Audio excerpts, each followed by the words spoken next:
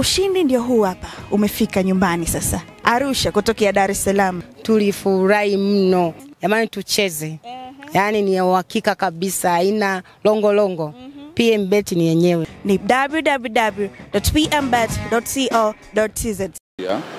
Kubwa sana nchi yetu na ametembelea maeneo mengi, lakini ameona utamaduni wetu, ameona historia ya mwanadamu, ile evolution ya mankind, na amefurahia sana kwenda kuona pia ile fuvu lenyewe, fuvu original, fuvu halisi la yule Zinjanthropus ambaye nimemsoma sana kwenye historia.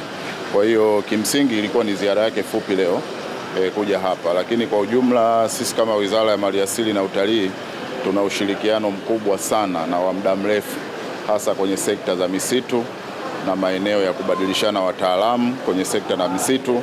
Na mnafahamu hata kwenye ziara na programu hii ya Mheshimiwa Rais mwenyewe, kesho kutwa pia atazindua programu ya zaidi ya dola paundi milioni 20, zaidi ya bilioni za Kitanzania 40, programu mpya itakayotusaidia kuendeleza sekta ya misitu. Kwa hiyo sisi na Wafini ni ndugu kabisa, na ni watu ambao hata ukitembelea kwenye museum yetu Baba wa Taifa Mwalimu Nyerere mwaka 73, katika moja ya ziara zake 3 mwaka 73 pia alikwenda Finland. Kwa hiyo ni marafiki zetu wa siku nyingi na wa muda mrefu.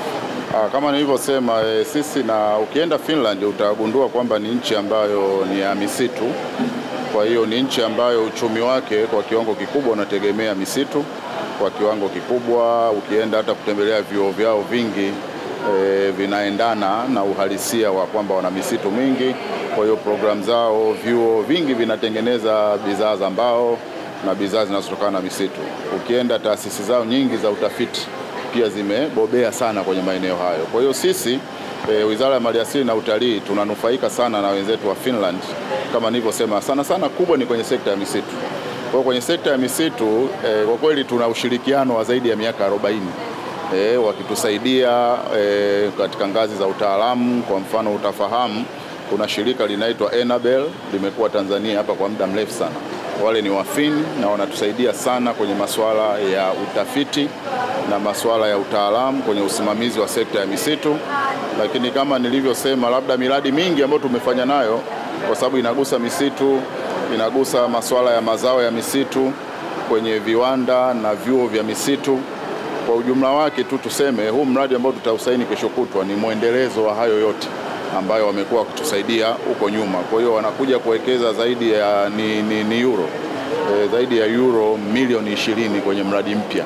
Kwa hiyo ni kitu kikubwa kwa nchi yetu, na mimi mwenyewe mwaka jana nilikuwa nchini kwao kujifunza usimamizi wa sekta ya misitu.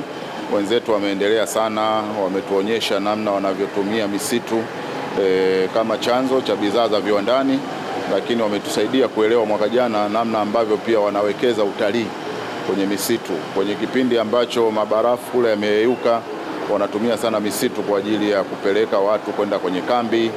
Kuna program za wellness, ya mambo ya spa, mambo ya massage wanayafanya sana kisasa na kitaalamu kwenye maeneo ya misitu. Na ukienda kule Finland kuna mpaka teknolojia ya tiba ya kukumbatia mti. Yaani unaukumbatia mti unapata tiba kisaikolojia. Wenzetu tulijifunza mwaka jana. Kwa hiyo na sisi ziara hii itakuwa ni kuendeleza yale mashirikiano ambayo tumekuwa nayo.